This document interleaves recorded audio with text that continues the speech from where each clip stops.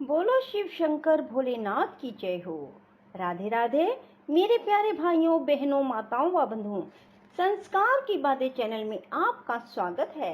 बंधुओं, आज सोमवार के दिन मैं आपके लिए लेकर आई हूँ शिव महापुराण की कथा। बंधुओं, भगवान शिव की कथा। बंधुओं, यदि आपने हमारे चैनल को अब तक सब्सक्राइब नहीं किया तो जरूर करें और बेल आइकन दबाना ना भूलें, ताकि आपको हमारी आने वाली सभी वीडियोस की जानकारी सबसे पहले हो सके। बंधुओं, वीडियो को पूरी सुनने के बाद कमेंट बॉक्स में शिव शंकर भोलेनाथ की जय हो जरूर लिखें, विष्णु भगवान की जय हो जरूर लिखें। बोलो शिव शंकर भोलेनाथ की जय, विष्णु भगवान की जय। बंधुओं, भगवान शिव अपने भक्तों से प्रसन्न होकर उनकी हर मनोवांछित इच्छा शीघ्र पूरी करते हैं। अब मैं आपको कथा सुनाने जा रही हूँ। इसे ध्यान पूर्वक एकाग्र मन होकर सुने और मन में ओम नमः शिवाय का जाप करते रहें। बंधुओं, कहा जाता है कि तपस्या करने वाले के लिए जप का उपदेश किया गया है, क्योंकि वह जप करते करते अपने आप को सर्वथा शुद्ध कर लेता है। ब्राह्मणों, पहले नमः पद हो, उसके बाद चतुर्थी विभक्ति में शिव शब्द हो तो पंच तत्व आत्मक नमः शिवाय मंत्र होता है। इसे शिव पंच अक्षर कहते हैं। यह स्थूल प्रणव रूप है।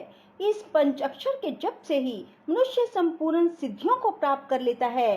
पंच अक्षर मंत्र के आदि में ओमकार लगाकर ही सदा उसका जप करना चाहिए। गुरु के मुख से पंच अक्षर मंत्र का उपदेश पाकर जहाँ सुख पूर्वक निवास किया जा सके, ऐसी उत्तम भूमि पर महीने के पूर्व पक्ष अर्थात शुक्ल पक्ष में प्रतिपदा से आरंभ करके कृष्ण पक्ष की चतुर्दशी तक निरंतर जप करता रहे। माघ और भादों के महीने में अपना विशिष्ट महत्व रखते हैं। यह समय सब समयों से उत्तम माना गया है। साधक को चाहिए वह प्रतिदिन एक बार परिमित भोजन करे, मौन रहे, इंद्रियों को वश में रखे, अपने स्वामी अपने माता पिता की नित्य सेवा करे। इस नियम से रहकर जप करने वाला पुरुष एक सहस्त्र जप से ही शुद्ध हो जाता है, अन्यथा वह ऋणी होता है। भगवान शिव का निरंतर चिंतन करते हुए पंच अक्षर मंत्र का 5 लाख जप करे। जप काल में इस प्रकार ध्यान करे, कल्याणदाता भगवान शिव कमल के आसन पर विराजमान है। उनका मस्तक श्री गंगा जी तथा चंद्रमा की कला से सुशोभित है। उनकी बाईं जांघ पर आदि शक्ति भगवती उमा बैठी हैं। वहां खड़े हुए बड़े बड़े गण भगवान शिव की शोभा बढ़ा रहे हैं। महादेव जी अपने 4 हाथों में मृग मुद्रा, टंक तथा वर एवं अभय की मुद्राएं धारण किए हुए हैं। इस प्रकार सदा सब पर अनुग्रह करने वाले भगवान सदाशिव का बारंबार स्मरण करते हुए हृदय अथवा सूर्य मंडल में पहले उनकी मानसिक पूजा करके फिर पूर्व अभिमुख हो पूर्वोक्त पंच अक्षरी विद्या का जप करें।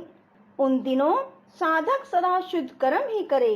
जप की समाप्ति के दिन कृष्ण पक्ष की चतुर्दशी को प्रातःकाल नित्य कर्म करके शुद्ध एवं सुंदर स्थान में शौच, संतोष आदि नियमों से युक्त हो शुद्ध हृदय से पंच अक्षर मंत्र का 12 सहस्त्र जप करे। इसके बाद 5 सपत्नीक ब्राह्मणों का जो श्रेष्ठ एवं शिव भगत हो वरण करें। इनके अतिरिक्त एक श्रेष्ठ आचार्य प्रवर का भी वरण करें और उसे साम सदाशिव का स्वरूप समझे। ईशान, तत्पुरुष, अघोर, वामदेव, सद्योजात इन पांचों के प्रतीक स्वरूप 5 ही श्रेष्ठ और शिव भगत ब्राह्मणों का वरण करने के बाद पूजन सामग्री को एकत्र करके भगवान शिव का पूजन आरंभ करें। विधि पूर्वक शिव की पूजा संपन्न करके होम प्रारंभ करें। अपने ग्रह सूत्र के अनुसार सुखांत कर्म करके अर्थात परिसमूहन, उपलेपन, उल्लेखन, मृत उद्धरण और अभ्युक्षण इन 5 भू संस्कारों के बाद वेदी पर स्वाभिमुख अग्नि को स्थापित करके कुश कंडिका के अनंतर प्रज्वलित अग्नि में आज्य भागंत आहुति देकर प्रस्तुत होम का कार्य आरंभ करें। कपिला गाय के घी से 11, 101 अथवा 1001 आहुतियां स्वयं ही दे अथवा विद्वान पुरुष शिव भगत ब्राह्मणों से 108 आहुतियां दिलाए। होम कर्म समाप्त होने पर गुरु को दक्षिणा के रूप में एक गाय और एक बैल देने चाहिए। ईशान आदि के प्रतीक रूप जिन 5 ब्राह्मणों का वर्ण किया गया हो उनको ईशान आदि का स्वरूप ही समझें तथा आचार्य को साम सदा शिव का स्वरूप माने।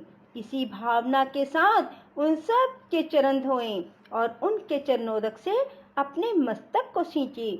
ऐसा करने से वह साधक अगणित तीर्थों में तत्काल स्नान करने का फल प्राप्त कर लेता है। उन ब्राह्मणों को भक्ति पूर्वक दशांश अन्न देना चाहिए। गुरु पत्नी को पराशक्ति मानकर उनका भी पूजन करें। ईशान आदि क्रम से उन सभी ब्राह्मणों का उत्तम अन्न से पूजन करके अपने वैभव विस्तार के अनुसार रुद्राक्ष, वस्त्र, बड़ा और पुआ आदि अर्पित करें। तदंतर दिक्पाल आदि को बलि देकर ब्राह्मणों को भरपूर भोजन कराएं। इसके बाद देवेश्वर शिव से प्रार्थना करके अपना जप समाप्त करें। इस प्रकार पुरस्चरण करके मनुष्य उस मंत्र को सिद्ध कर लेता है। फिर 5 लाख जप करने से समस्त पापों का नाश हो जाता है। इसके बाद उन्हें 5 लाख जप करने पर अतल से लेकर सत्यलोक तक 14 भुवनों पर क्रमशः अधिकार प्राप्त हो जाता है। यदि अनुष्ठान पूर्ण होने के पहले बीच में ही साधक की मृत्यु हो जाए तो वह परलोक में उत्तम भोग भोगने के बाद पुनः पृथ्वी पर जन्म लेकर 5 अक्षर मंत्र के जप का अनुष्ठान करता है। समस्त लोकों का ऐश्वर्य पाने के बाद वह मंत्र को सिद्ध करने वाला पुरुष यदि पुनः 5 लाख जप करे तो उसे ब्रह्मा जी का सामीप्य प्राप्त होता है। पुनः 5 लाख जप करने से सारूप्य नामक ऐश्वर्य प्राप्त होता है। 100 लाख जप करने से वह साक्षात ब्रह्मा के समान हो जाता है। इस तरह कार्य ब्रह्म का सायुज्य प्राप्त करके वह उस ब्रह्मा का प्रलय होने तक उस लोक में यथेष्ट भोग भोगता है। फिर दूसरे कल्प का आरंभ होने पर वह ब्रह्मा जी का पुत्र होता है। उस समय फिर तपस्या करके दिव्य तेज से प्रकाशित हो वह क्रमशः मुक्त हो जाता है। पृथ्वी आदि कार्य स्वरूप भूतों द्वारा पाताल से लेकर सत्यलोक पर्यंत ब्रह्मा जी के 14 लोक क्रमशः निर्मित हुए हैं। सत्यलोक से ऊपर क्षमा लोक तक जो 14 भुवन हैं वे भगवान विष्णु के लोक हैं। क्षमा लोक से ऊपर शुचि लोक पर्यंत 28 भुवन स्थित हैं। शुचि लोक के अंतर्गत कैलाश में प्राणियों का संहार करने वाले रुद्रदेव विराजमान हैं। शुचि लोक से ऊपर अहिंसा लोक पर्यंत 56 भुवनों की स्थिति है। अहिंसा लोक का आश्रय लेकर जो ज्ञान कैलाश नामक नगर शोभा पाता है उसमें कार्यभूत महेश्वर सबको अदृश्य करके रहते हैं। माँ का अर्थ है लक्ष्मी। इससे कर्म भोग याद प्राप्त होता है, इसलिए वह माया अथवा कर्म माया कहलाती है। इसी तरह माँ अर्थात लक्ष्मी से ज्ञान भोग याद अर्थात प्राप्त होता है, इसलिए उसे माया या ज्ञान माया कहा गया है। उपयुक्त सीमा से नीचे नश्वर भोग है और ऊपर नित्य भोग। उससे नीचे ही तिरोधान अथवा लय है, ऊपर नहीं है।